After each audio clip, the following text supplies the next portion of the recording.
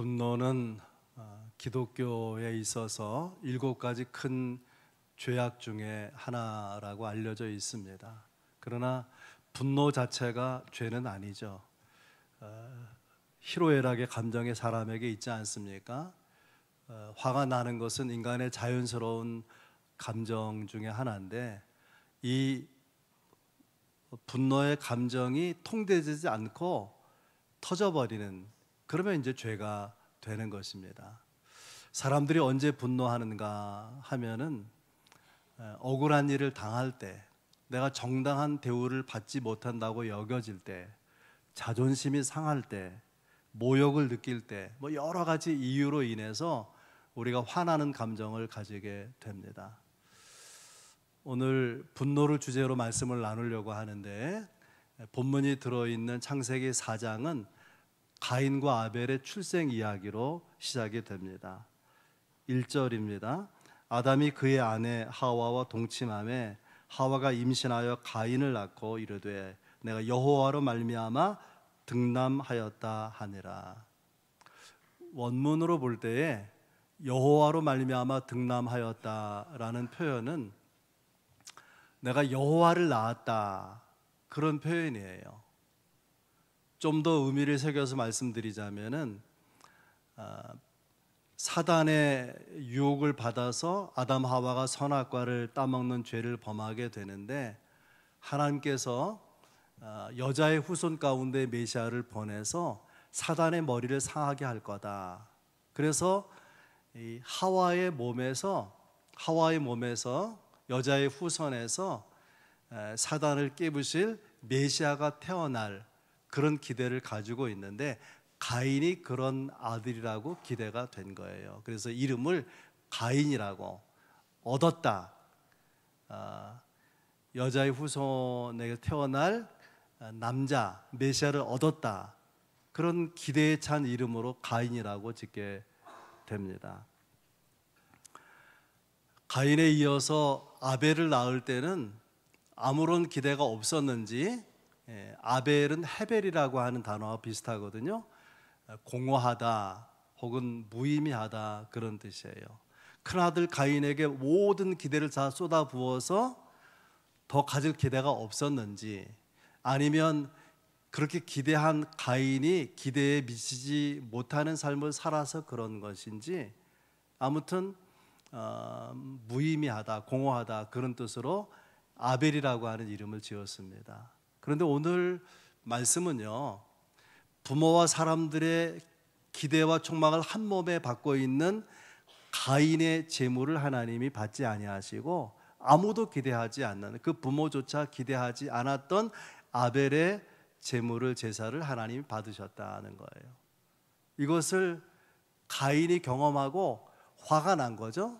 그래서 나중에 들에 있을 때 동생 아벨을 쳐 죽이는 사건, 인류 최초의 살인 사건, 비극적인 사건이 발생하게 된 것인데, 오늘 하나님이 받으시는 것에 대한 사람들이 가지는 오해, 그리고 가인의 분노, 이 분노의 주제, 하나님이 분노를 어떻게 다루시는가, 분노에 대한 하나님의 처방, 이 3가지 말씀 나누면서 은혜 받기 원합니다.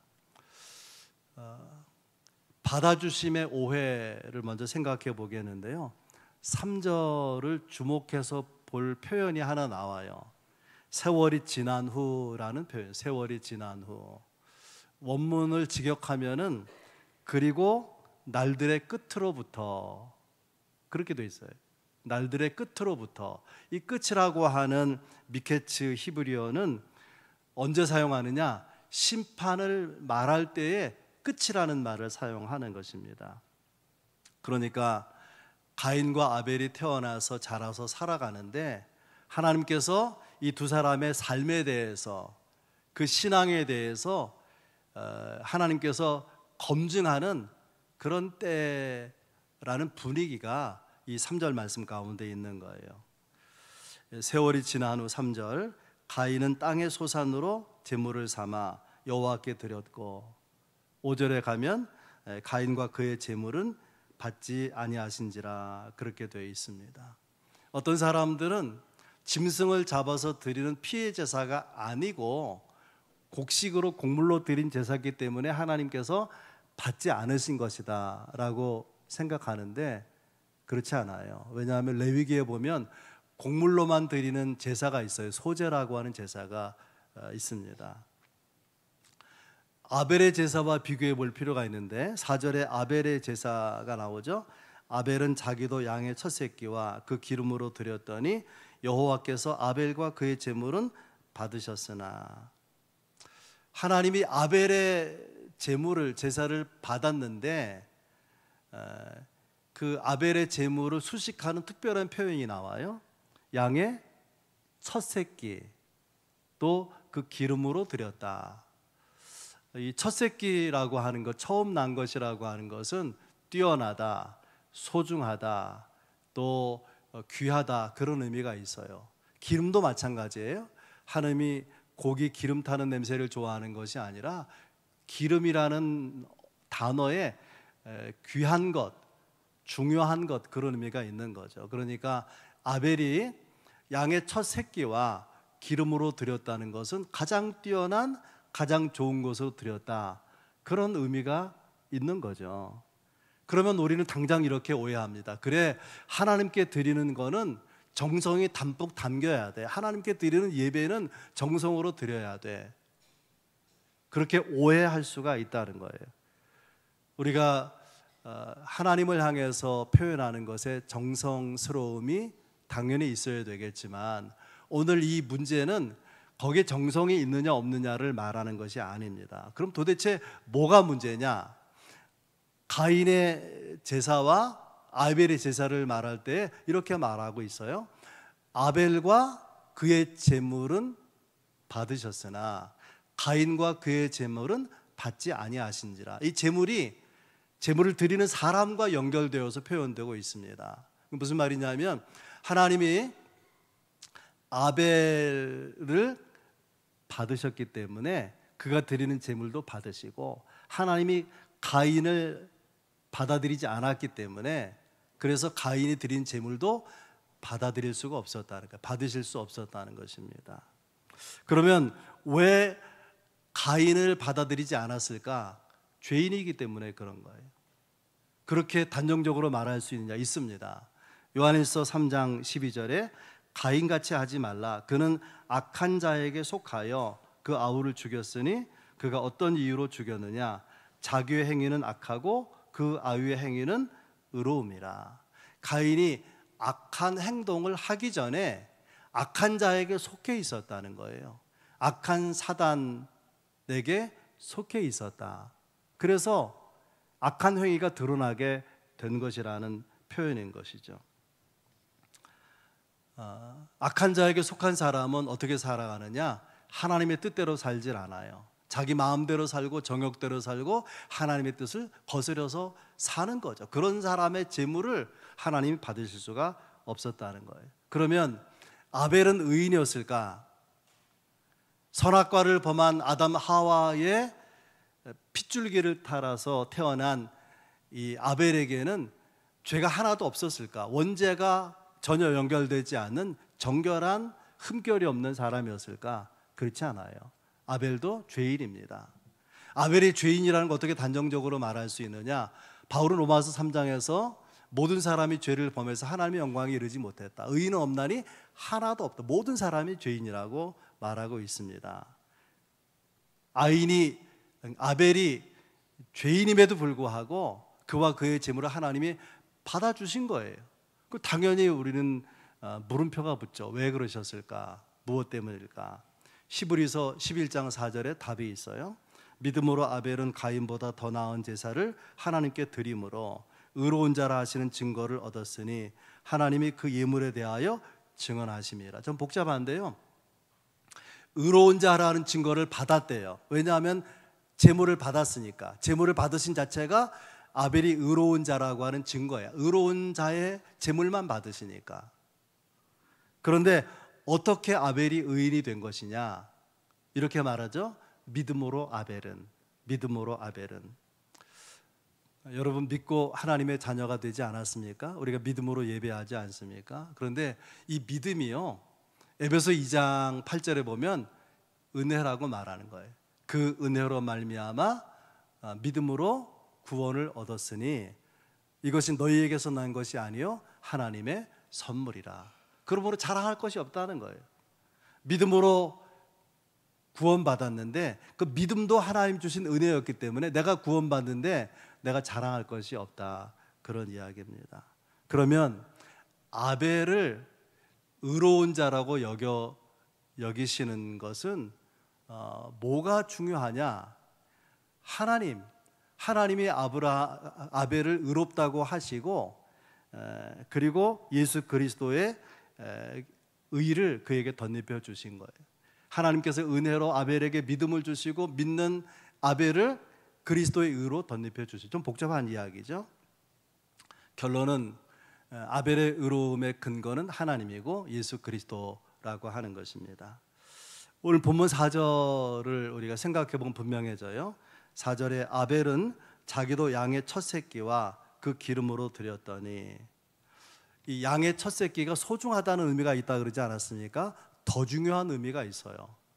이 첫 새끼라고 하는 것은 예수 그리스도를 예표하는 것입니다. 아벨이 제사를 드려서 죄인이 의로워진 것이 아니고 하나님께서 아벨을 의로운 자로 여겨주셨기 때문에 의로운 제물을 드릴 수가 있었다는 거예요. 여러분 생각해 보세요.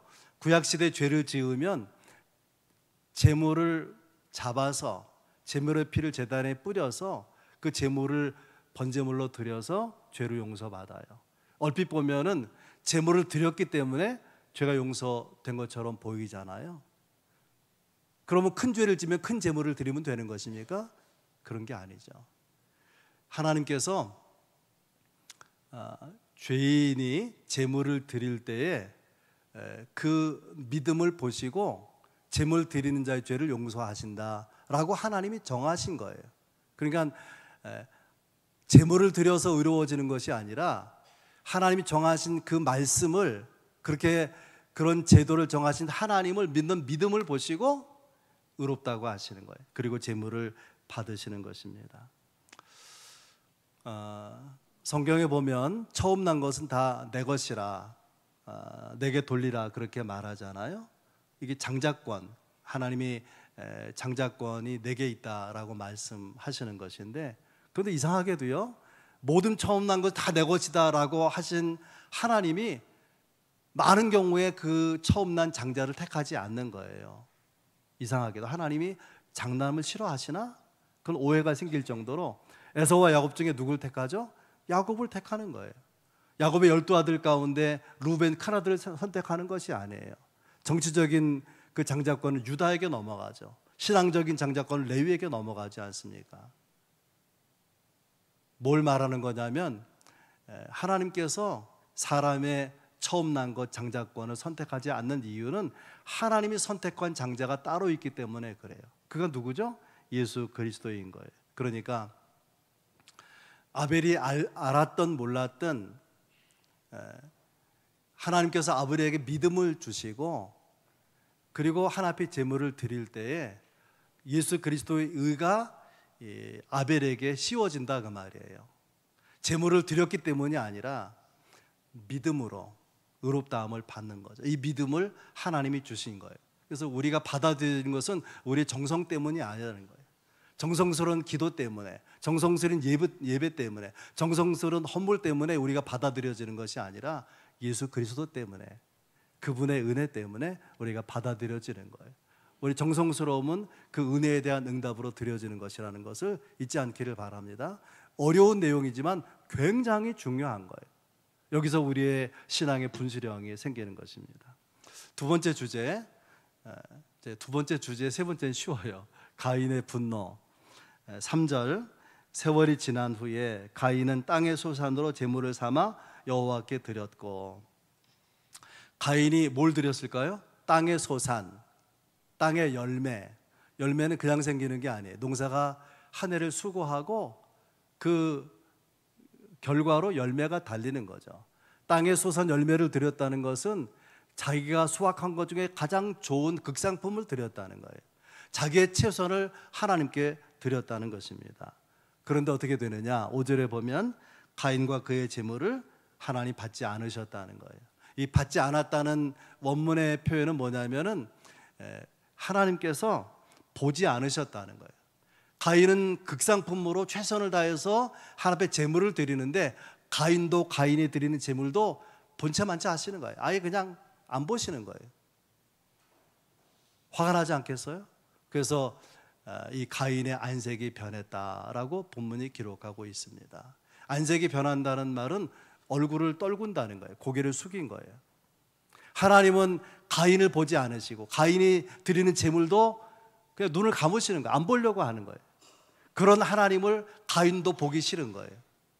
얼마나 이게 비참한 관계입니까? 가인은 상처를 받고 마음에 크게 실망을 가지게 됩니다. 가인이 분노하는 원인이 무엇일까? 거절감이죠. 정성을 다했는데, 최선을 다했는데, 열심을 다했는데 거절당한 거예요. 그러면 누구라도 분노의 감정이 올라올 것입니다. 가인이 분노하는 또 하나의 이유는 비교의식이에요. 비교의식. 자기도 모르게 비교가 되는 거예요. 4절 이렇게 되어 있죠. 여호와께서 아벨과 그의 재물은 받으셨으나, 그게 보여요. 아벨의 재물 받는 걸 가인이 봤어요. 5절 가인과 그의 재물은 받지 아니하신지라. 그냥 자동으로 비교가 되는 거예요. 하나님이 가인과 가인의 재물을 받지 않은 이유가 아벨 때문이 아니에요.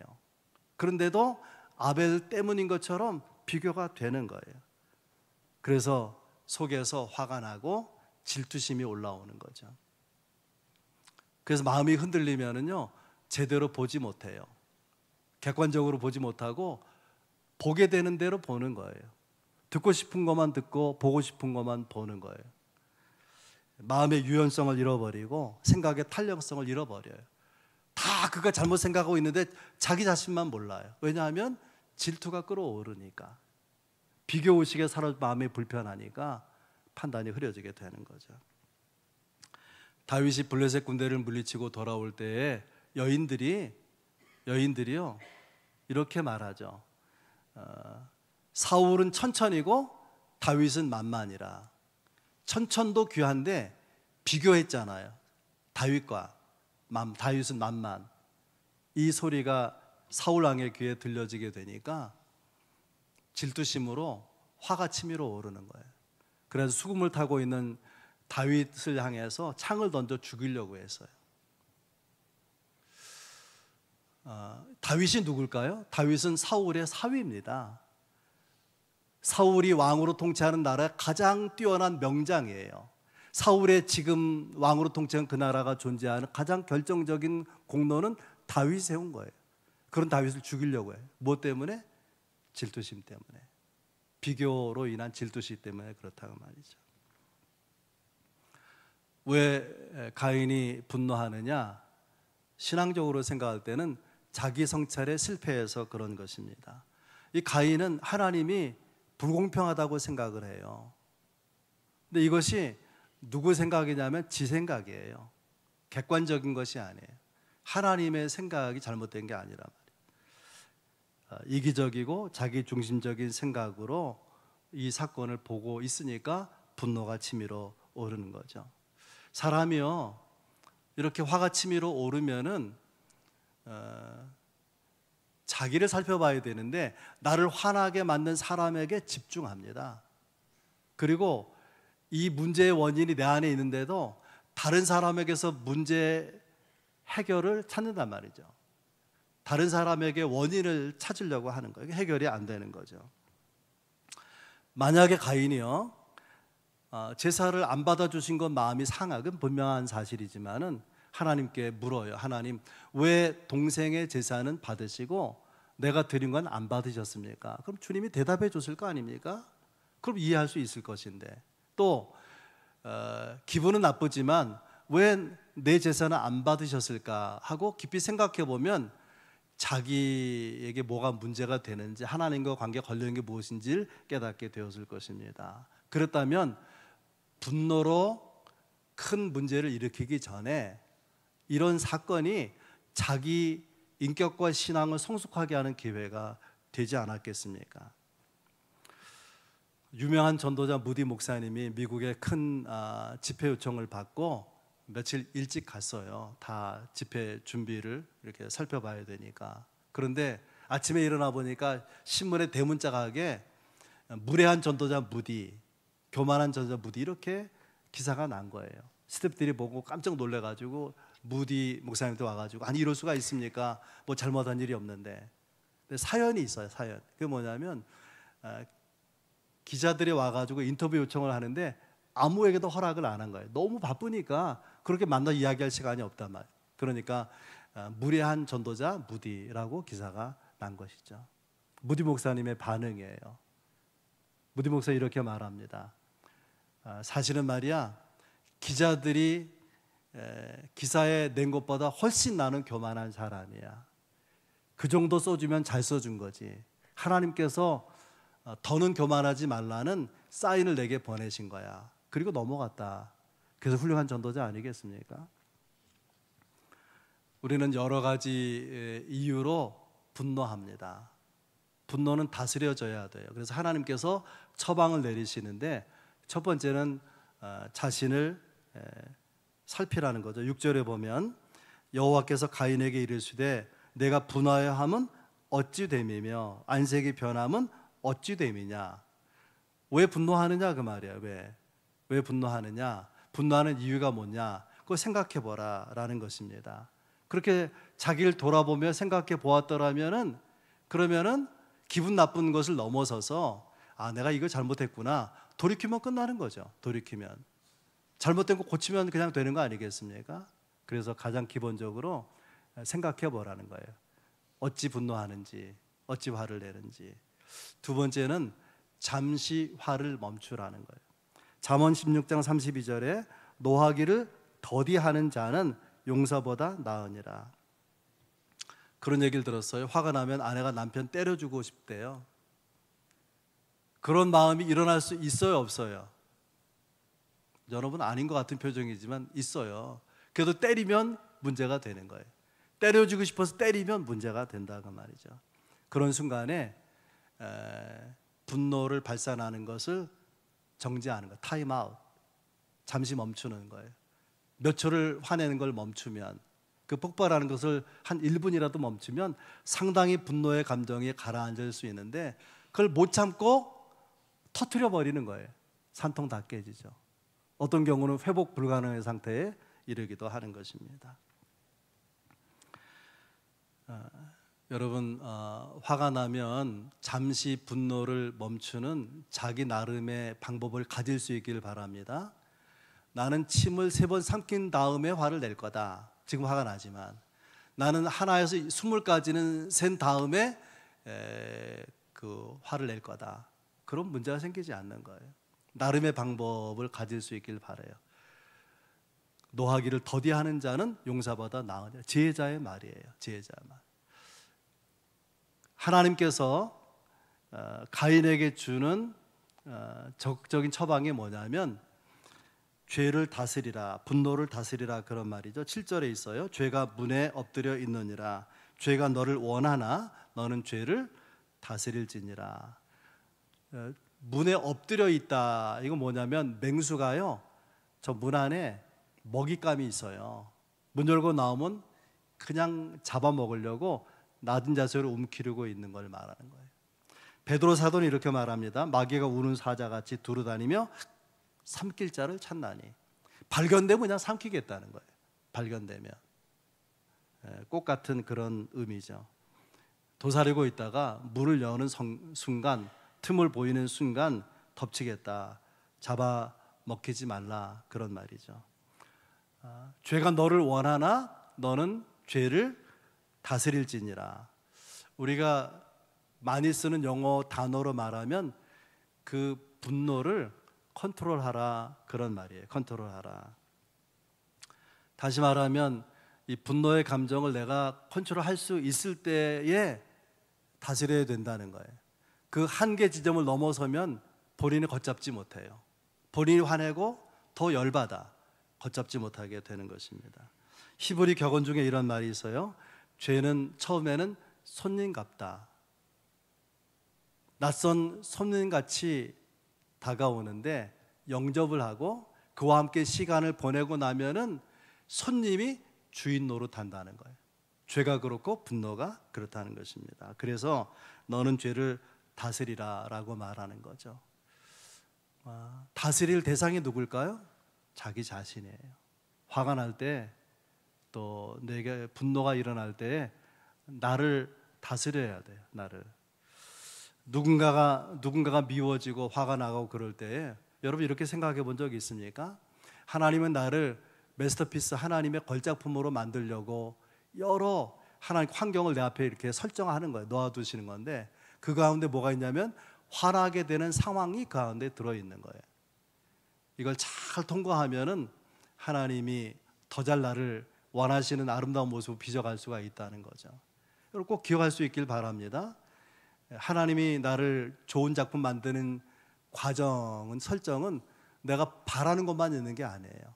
열받는 일도 있다 그 말이죠.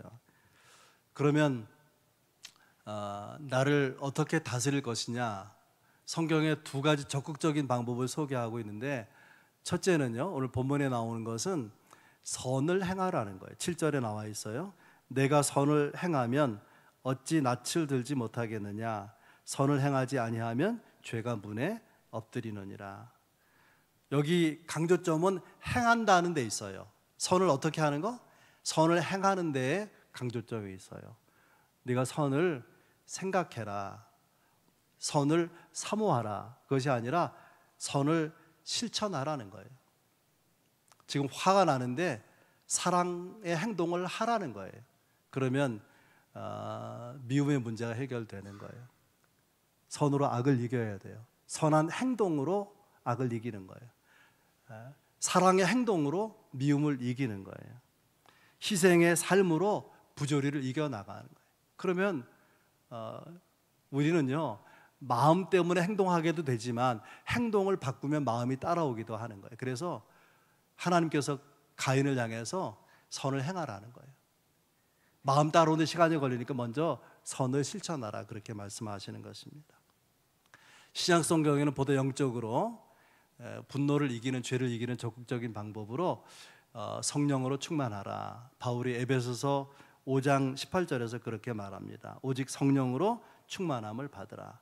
술 취하지 말라. 이는 방탕한 것이니 오직 성령으로 충만함을 받으라. 술 취하지 말라는 것에 다른 모든 부정적인 것을 넣어서 생각할 수 있어요. 우리가 하나님을 기뻐하지 않는 것으로 취하면 안 돼요. 거기에 함몰돼 버리면 벗어날 수가 없는 거죠. 우리는 이런 분노에 함몰되지 않고 성질 내는 것에 함몰되지 아니하고 성령에 의해서 압도되면은 분노를 이겨갈 수가 있단 말이죠. 제가 매일 드리는 기도 제목이에요. 하나님, 주 영으로 나를 압도하여 주옵소서. 왜냐하면 내 마음대로 못해요. 내가 원하는 대로 살지 못한단 말이에요. 성령이 나를 강권적으로 이끌고 가시면 그렇게 살아갈 수가 있는 거죠. 우리에게 두 가지 선택지가 있어요. 분노를 두고 분노가 나를 이끌고 가게 하든지 아니면 내가 분노를 다스리든지. 예수님께서는 산상수훈을 말씀하시면서 초반부에 마태복음 5장 22절에 이렇게 말씀하십니다. 형제에게 노하는 자마다 심판을 받게 되고 나중에 보면 지옥불에 들어가리라. 노하는 자마다, 거친 말이죠. 조심해야 돼요. 내 입 밖으로 더러운 말, 추하고 거친 말들이 나가지 않게 해야 되는 거예요. 바보 같은 놈, 저런 인간은 세상에 살 필요가 없어. 그런 거친 표현들은 그리스도인의 언어, 하나님 백성의 언어가 아닌 거죠. 지금은 이제 어쨌든 대통령이 뽑히고 그렇게 됐지만은 계엄을 하고 또 이렇게 선거를 하고 그런 어간에 얼마나 이 분노가 에스컬레이팅 되는지 몰라요. 큰 건물에 에스컬레이터가 있잖아요. 타면 어떻게 되죠? 자동으로 올라가요. 자동으로. 어제 분노가 있었는데 오늘 더 커지는 거예요. 얼마나 국민들의 화가 많아졌는지 몰라요. 저는 그게 안타깝더라고요. 우리 민족은 정이 많은 민족인데 그게 분노로 막 그냥 치솟아 올라가는 거예요. 다스려야 돼요. 여러분 자신과 교회와 사회를 이 분노의 문제를 해결해 가야 되는 것입니다. 분노에 삼켜진 가인은 결국 어떻게 되느냐? 11절 12절입니다. 내가 땅에서 저주를 받으리니 내가 밭을 갈아도 땅이 다시는 그 효력을 내게 주지 아니할 것이요 너는 땅에서 피하여 유리하는 자가 되리라. 분노에 함몰되면은 저주가 임한다는 거예요. 아무리 땀 흘려도 밭이 효력을 내지 않는다는 거예요. 성과가 없어요. 열매가 없어요, 삶에. 더 심각한 것은 땅에서 유리하는, 겉도는 사람, 어울리지 못하고 그 공동체에서 그 사회 가운데 겉도는 사람이 되어버리고 만다는 것입니다.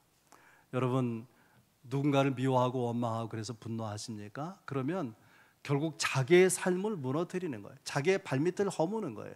자기의 영혼을 파괴시키고 마는 것입니다. 또 여러분 아시는지 모르겠어요. 신앙생활을 오래 한 사람에게도 뭐가 있을까요? 분노가 있어요. 또 기도를 깊이 하고 믿음이 좋다고 여겨진 사람에게도 분노가 나올 수가 있어요. 심지어 장로가 된 분도, 목사가 된 죄종도 분노를 일으킬 수가 있는 거예요. 분노의 결과는 치명적입니다. 어떻게 분노를 극복할 수 있는가? 가장 좋은 방법을 소개하고 마치려고 하는데 주님을 바라보는 거예요. 예수 그리스도를 바라보는 것입니다.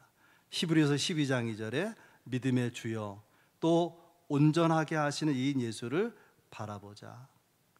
우리가 바라보아야 할 예수님 어떤 분입니까? 우리의 죄와 허물을 다 담당하시고 십자가에 희생되신 분이죠. 사랑하기 때문에 다 담당해 주신 거예요. 그 주님을 바라보고 주의 십자가를 바라보면 주의 사랑이 내게 흘러 들어온단 말이에요. 흘러 들어와요. 그 흘러 들어오는 주의 사랑이 내 생각을 바꾸고 마음을 바꾸고 얼굴빛을 바꾸고 내 존재를 바꾸어 나가는 것입니다. 13세기 신학자로 유명한 기독교 대전을 쓴 토마스 아퀴나스라고 하는 분이 있어요. 이분이 아주 기도를 열심히 하니까 도대체 무슨 소원이 저렇게 많아서 기도하는 걸까 물었어요. 당신의 소원은 무엇입니까? 그러자 토마스 아퀴나스 신학자 이렇게 말합니다. 그리스도 외에는 아무것도 바라지 않습니다. 오직 그리스도만 원합니다. 그리스도를 알기 원하고 그분을 따르고 닮아가기 원합니다. 유일한 소원입니다. 여러분, 우리가 바라보아야 할 예수 그리스도, 그분은 십자가를 참으신 분이에요. 우리 뭘 참아야 되죠? 분노를 참아야 돼요. 우리가 믿는 주님은 십자가를 참으신 분이에요. 그리고 하나님 보좌 우편에 앉으셨습니다. 분노를 우리가 극복하는 사람, 이 화내는 것을 참아낼 수 있는 사람은 예수님을 하나님 보좌 우편에 앉힌 것처럼 은혜의 자리로, 영광의 자리로 하나님께서 올리실 것입니다. 말씀드린 대로 사랑의 주님을 바라보면 그 주님의 사랑이 우리에게 흘러 들어오게 되는 거죠. 그 사랑으로 분노를 넘어서 용서하고 또 분노를 넘어서 사랑하고 분노를 넘어서 사람들을 치유하는 그런 인생으로 남은 생애를 승리할 수 있길 주의 이름으로 축복합니다.